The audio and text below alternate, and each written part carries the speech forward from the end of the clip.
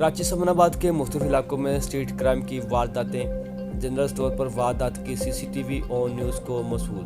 दो मुल्ज़मान ने वारदात के दौरान मोबाइल फ़ोन छीना और फरार हो गए। वारदात से कबल मुल्ज़मान ने चॉकलेट खाई, लूट मार की।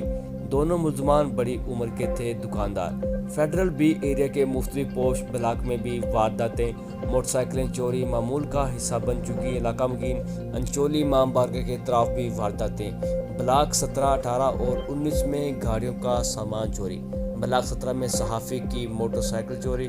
SHO समनाबाद फैसल रफीक ने वारदात की तस्दीक कर दी।